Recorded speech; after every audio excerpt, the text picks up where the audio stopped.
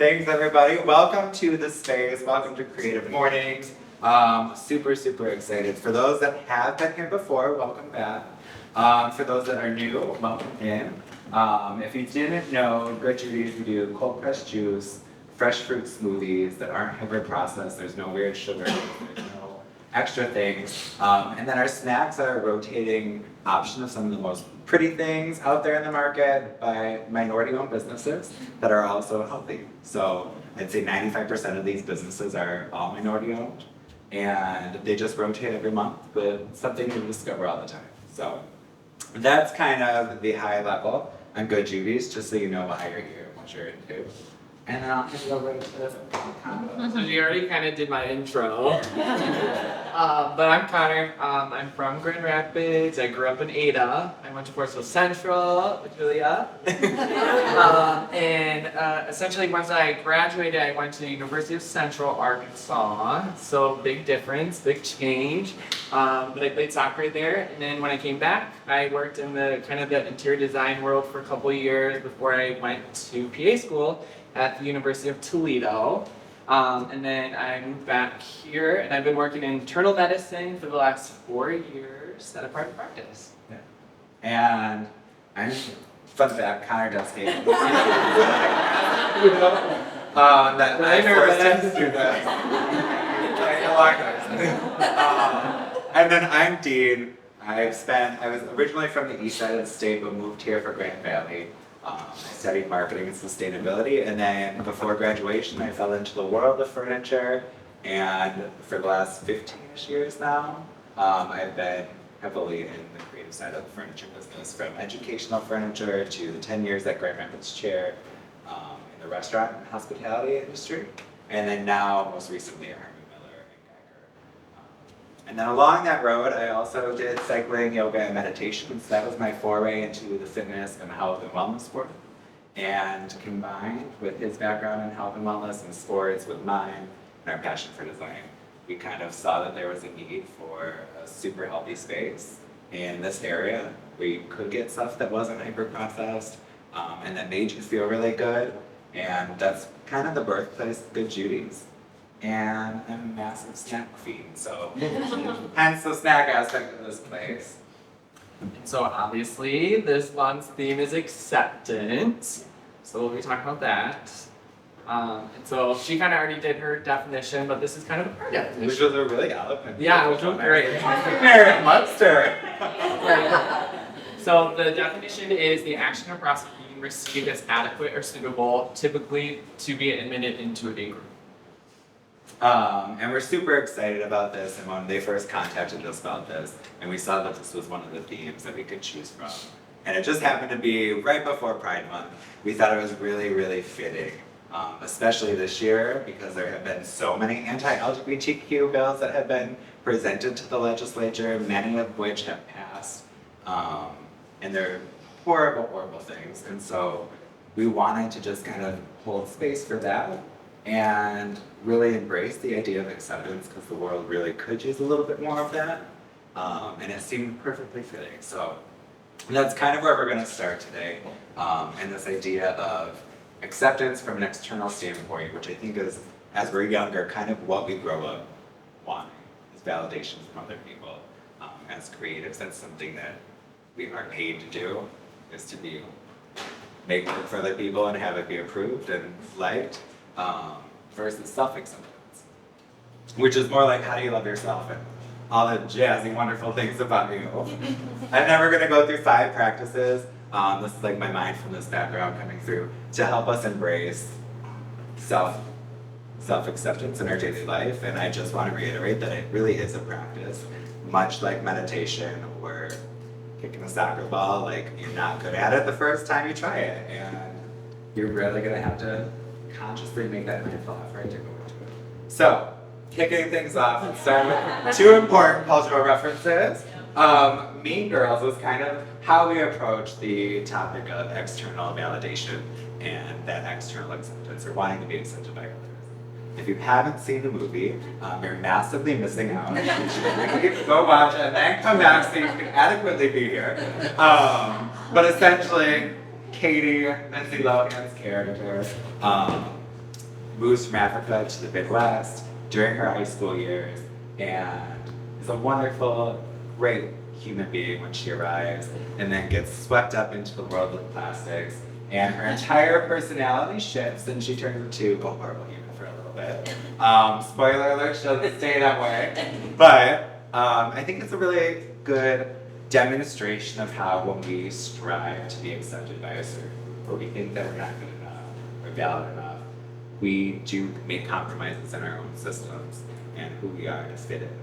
And whether that's for safety reasons or whether that is for just human vulnerability reasons, I think it's a perfect example of what that kind of looks like and how horrible it can be for that amount of time. And then obviously on the other side, if you don't know who this is RuPaul Charles. She is the most famous drag queen in the world. And essentially when I was thinking about self-acceptance, this is the first person that I kind of gravitated to. You know, for someone who has been in the media for decades and has been unapologetically herself from the get-go, really emphasizes self-acceptance, you know. And I don't know if any of you guys watch RuPaul's Drag Race, but at the end of every episode, she always has like a little slang motto that she said. Remember. Okay, so she says, "How are you gonna love yourself if you can't?" Wait. One second. How the hell are you gonna love someone else if you don't love yourself? Whatever that is. Yeah. That's how every episode ends, and it's just that gentle reminder that you have to accept who you are and your uniqueness in order for you to truly thrive and be a happy, or like quarantine being. So today we want to focus more on the self-acceptance side of things and really walk through the act of embracing your own unique qualities, because it really does give you a lot of confidence once you do own your uniqueness and what makes you special. Fun fact, if you didn't know this or pick up on it, Connor and I are gay. We weren't always proud about it as kids growing up in the 90s. So for us, and we can get into it later, but opening Good Judy's was kind of our love letter to the previous generations that kind of paved the way for us to be able to be openly gay, proud, and create an LGBTQ plus centered space that we were comfortable opening and we weren't getting completely destroyed with. So, we'll go into that story later, but this is us as happy little gay babies before we realized there weren't always great qualities that came with being yourself at a young age and trying to fit in. The early 90s, everybody's got their story and their trauma, so we don't want to minimize that, but the lack of representation in the 90s for queer culture was something that we experienced pretty heavily, especially I was born in 88, he was born in 90, and so we came up during the very tail end of the major AIDS crisis, and it had really negative connotations, and people really interpreted being queer as something that wasn't great. And so as we were growing up, there were so many times that we were told that we weren't worthy or that we weren't good enough. And it kind of forces you to go into this little box of, I've got to dull myself, I've got to lose that sparkle to fit in. And along the way, and it's really for safety reasons, because nobody wants to be bullied at a young age. And then along the way, you kind of lose track of who you are and what made you unique and special. And a lot of times that's a loss of confidence, that's a loss of self-worth. My therapist would really love if I continued to not have that confidence, self-worth, so I could get paid. But years and years of therapy have helped us get over that. And really was the Kickstarter for like opening this place and just being super open about our entire lives. And so we did. We lost our sparkle, much like Sandra B. And I think as creatives, a lot of us can relate to that, because whether it's presenting to a client or, I think creative people just have a little bit of a unique soul, and a lot of times that's not rewarded at that early age, and so we dim ourselves if we have to. And hopefully, we've learned that you don't have to do that, because you're beautiful and perfect the way you are, and very worthy of all the love and acceptance that you need. So, Anything you want to add to that story? No, I think it's I great. ramble. So essentially, we're gonna kind of go over those like 5 practices that we kind of felt was most important for self-acceptance. And then just a reminder, these are practices. And they're things that you can implement into your work life, but also into your own personal daily life. Grand Rapids Chair is pretty manufacturing heavy, and so the bulk of my career, I was like the sole queer person at a company of like essentially working class, like white men. And I was the only one in that like type of leadership position where you're constantly thrown in front of things. And it took me a long time to practice self-compassion when I was getting up to present to 200 factory workers that I many times was the first queer person they've interacted with. And getting over that so I could have the confidence to stand up and say, hey, this is what I have to offer. Like, you have a gift and it's wonderful. Mine is not building things, but it is making a brand, it is building brochures, that side of things. And so the first thing is just practicing self-compassion. I think from my mindfulness background, just the awareness that a lot of times we do have negative thoughts about ourselves, we're not good enough. Walking through building this place out, there were so many times where it was a pipe dream and then it snowballed into this massive thing that we have now, a big lease and like employees and responsibilities. But at the very beginning, it was me in a dining room secretly making like little logos and fruit people and recipes, and then being terrified to show Connor and try to get him on board with this whole process. And just be mindful of how you treat yourself, because that is truly the first step in self-acceptance. How do you learn to love yourself as you are? The next thing is challenging negative self-talk.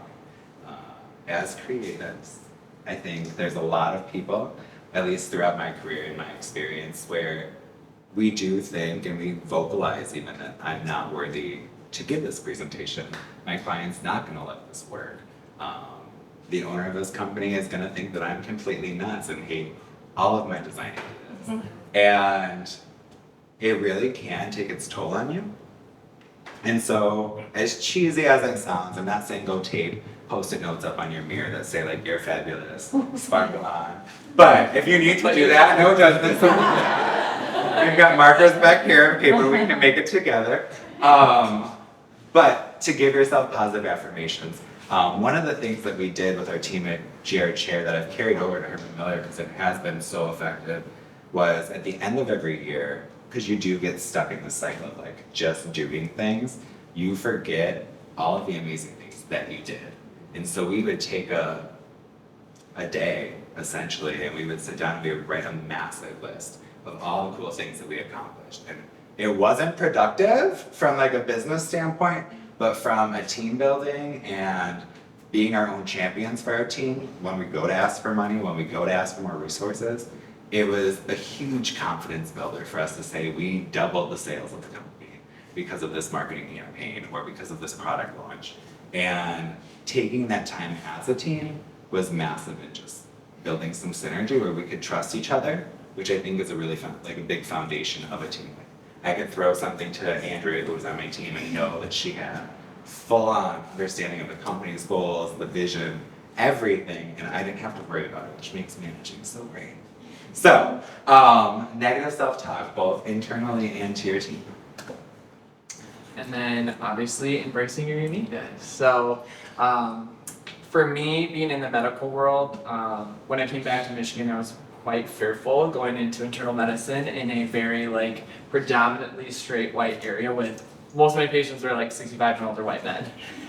So I was really nervous to kind of like really like allow myself to be open in an office and kind of seeing like how are they going to perceive me? Are they going to take me in? Are they going to like take my medical advice, et cetera, et cetera.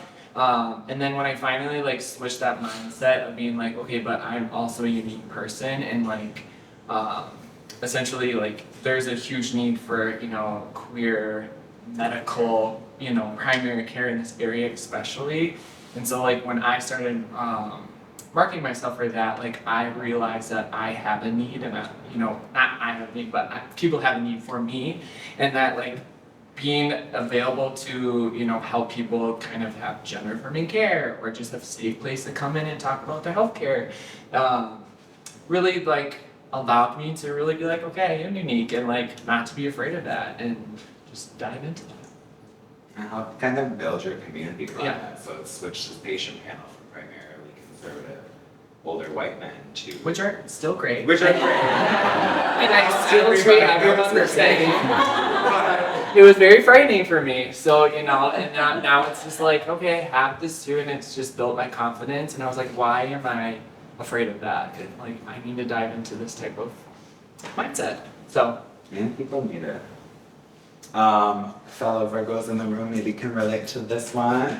Letting go of perfectionism. This has probably been my biggest struggle in my life. I am such a people pleaser. I hate to disappoint. So perfectionism was that thing that I always got stuck on and was very afraid of risks. Like the least risk-oriented person you'll ever meet in your entire life. And so opening this was a massive challenge to that, because at no point do I know what I'm doing. No point I didn't It's so true, like I barely worked in a restaurant before in my life. We've never managed like actual employees to do things, like they were so it was a big learning curve for us. And I remember like the night before, a couple nights before we opened, we were like, what if it sucks? Like, what if the smoothies are crap? What if like our food doesn't work? What if the layout's horrible? And it was just one of those things like, just take the step forward. Like it's not gonna be perfect. Accept that things are gonna go wrong. It's gonna be a crazy ass mess. And you're gonna learn from it along the way, but just the number of people that don't take that step forward because of these things is huge. And I think you lose so many amazing events and opportunities and spaces because people are afraid to take the risk. And so it was a kick in the butt for us to do this. And it's not perfect. There are still things we have to fix and want to fix and tweak because of our backgrounds, but we're here, and that's a big thing for us to celebrate. So we'll let go of that perfectionism. And then finally, not in like a toxic way of positivity, but surround yourself with people that love and support you. That's why I think we're so honored that you guys asked us to be a part of Creative Mornings, because I think our mission as a company and as people really aligns with Creative Mornings' mission of embracing the fact that we are all creative, we all have stuff to add to the world, and we want to create a space that is super safe for everybody.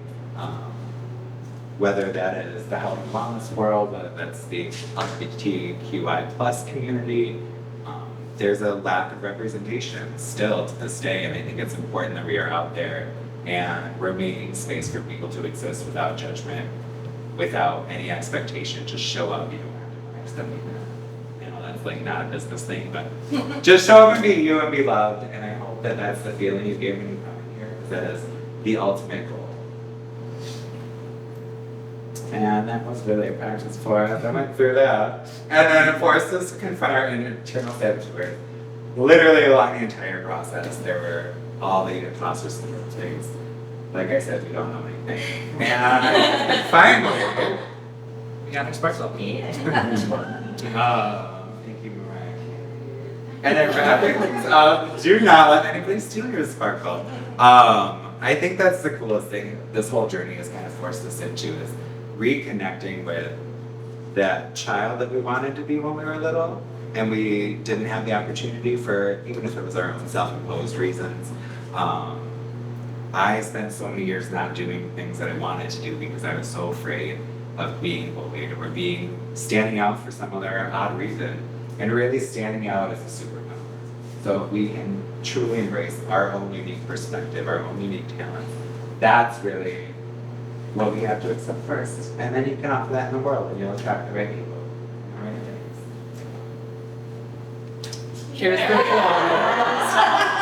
Now we can read it and not sound totally. I literally say it like every day too, so I don't know how I say it a lot. But so obviously, if you can't love yourself, how the hell are you gonna love somebody else? Make it an amen. Amen.